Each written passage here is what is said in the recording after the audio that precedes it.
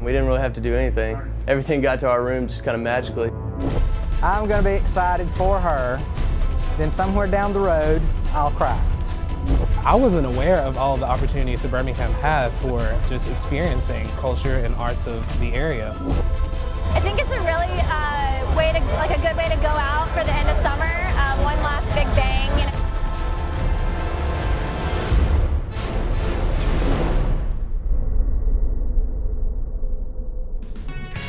Welcome back. Words that have lots of meanings these days, especially at Samford University. It's a welcome back to faculty and students who began classes this week, and a special welcome to the class of 2015. They hit the ground running with move-in and connections. And finally, welcome back, this Samford Chronicle. Brad Radisi here with you. We're in Ben Brown Plaza. Lots of back-to-school activities going on. And do we have lots to talk about? It's the start of a new semester. In fact, some students got here in early August. Football, soccer, and volleyball were practicing, and some even began their seasons. The marching band and debate teams also arrived early to get a jump on their fall programs. So while they were working, Samford was busy preparing for the new school year and the students' arrival.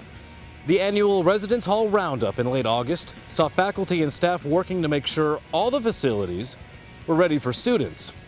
Add that to workshops, and it's a busy August for the faculty. But time was taken for a worship service. Prayers were said for all employees and every member of the class of 2015. Father in heaven. It's one of my favorite traditions here at Sanford is this opening of school prayer service where every name of every new student in the freshman or transfer class is named to show that we are very individual and intentional in our relationships with the students, and that we really do see them for their whole person. And we want the best for them in their time here at Sanford.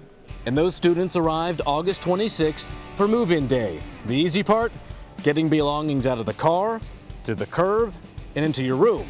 The hard part, well, it's always saying goodbye. It's been very easy. From the second I got out of my car, they unloaded everything and brought it right up to my room, and I haven't had to do anything yet. It wasn't what I'd been expecting the whole time. We didn't really have to do anything. Everything got to our room just kind of magically, so that worked out. You guys have made it an incredibly easy experience. We had a daughter at a state school in Florida, and we were kind of on our own, so this was really nice. I'm very glad that she's here. She's excited about it. At the same time, this is my baby, and she leaves a big void in our home. I'm going to be excited for her, then somewhere down the road, I'll cry. That's what I'm going to try to do. You'll see a lot of different emotions today, and even for us, even though I'm just from Birmingham, I mean, it's a hard day, but it's the beginning of a new chapter, and Sanford really is a family, and these students are walking into something that's really going to change their lives. Now the students, they went from hugs and kisses to connections, and then on Sunday were joined by the upperclassmen for the annual Dinner on the Dirt. The food's good, but this was better. Hey y'all, this is Dirks Bentley. Welcome to Sanford. Country music star Dirks Bentley was in concert on campus, capping off a wonderful welcome back weekend. I think it's a really a good way to go out for the end of summer. One last big bang, before school starts tomorrow. Students also took notice of the university's residence halls. Pittman, where we are now, received a complete makeover and a new addition. Major renovations were done to bathrooms in Smith Hall, and the furniture was replaced in Beeson Woods. Students also were greeted with news that the university plans to build a new residential village on the southwest corner of campus. And facilities weren't the only things greeting students when they came back on campus. Courses in worship leadership are being launched this fall and will cross several academic disciplines. We're seeing trends nationally at the state level and also at the local level of part-time or bivocational worship leaders. So really what the minor does then is it lets students who are pursuing a vocational area that's maybe different from music or that's different from religion, it allows them to engage worship leadership and to get skills in planning and leading that may end up serving them throughout their life. First-year students are also participating in the inaugural Cultural Passport. It helps acquaint them with arts and other cultural opportunities in metropolitan Birmingham. A lot of people don't know that at Samford, 2/3 of our students come from other states. And so a lot of them are really not familiar with Birmingham and what it offers. And this program will encourage them to take advantage because they'll have free admission, and I think they'll want to see the things that Birmingham offers. I'm just from Alabaster and it's in the area. However, I wasn't aware of all the opportunities that Birmingham had for just experiencing the culture and arts of the area. The annual opening convocation right here in the Wright Center, August 30th, signaled the start to Sanford's year. At convocation, the university honored Alabama governor and popular Samford law professor Albert Brewer with the President's Medallion for his service to the university and the community. And the summer sizzled with lots of special news for Samford. We've been selected as one of the top colleges by both the Princeton Review and Forbes magazine, continuing a long tradition of top national rankings. The university also announced a partnership with St. Vincent's Health System in Birmingham. An upgraded and expanded health clinic in Seibert Hall will provide health services for the university community. For the Brock School of Business, Howard Finch began his tenure as dean back in July and has already been hard at work. And speaking of hard work, Samford's soccer team is back at it, hosting their first ever matches at the new soccer stadium.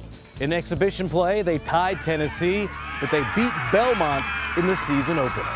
And then there's a new video series on effective study strategies. It was produced by Samford professor Stephen Chu.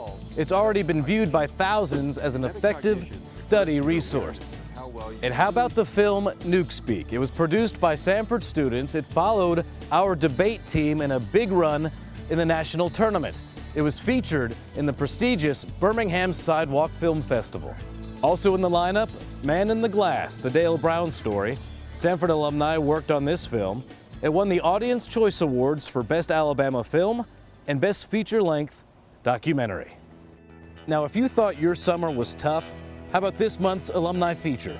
2004 graduate Jennifer Farr Davis set the record for the fastest hike of the famous Appalachian Trail, doing it in just 46 days. This summer was certainly unique, going after the record and having such an intense experience. It was very painful and tiring, but at the same time, I think the biggest surprise I had was just the connection I felt with my husband as he supported me along the trail to reach this record, and then the outpouring of support we had from friends and family. Because I was comparing so many obstacles or challenges on the trail to the story of the Odyssey, one hiker was like, oh, well, you should be Odysseus. That should be your trail name. And already, you know, the racing on the trail is like 8 guys to 2 girls. And I was like, I don't want to be a boy out here. There's too many boys already. So we just reached under the name, and I became Odessa, and that's been my trail name ever since, and it's the title of the book. Classics at Samford was great, and I think the biggest takeaway from being in the department was I had professors who believed in me and believed in my potential, and they taught us a lot about life and living it to the fullest. It's great to see a fellow Bulldog hold that record. In fact, Jennifer is going to be back on campus October the 8th for Convo. She's going to take some of the kids hiking. Luckily, it won't be the Appalachian Trail. No, they'll have to be here for 46 days at Samford. Well, folks, you can see it's been a busy summer, a busy start to the fall semester. But remember, samford.edu. You can check all the happenings here on campus and also follow us on Facebook, Twitter, and YouTube. And don't forget the Samford app. Download yours for your iPhone or your Android. Well, thanks for watching. I'm Brad Radisi, and I'll see you next time right here for the Samford Chronicle.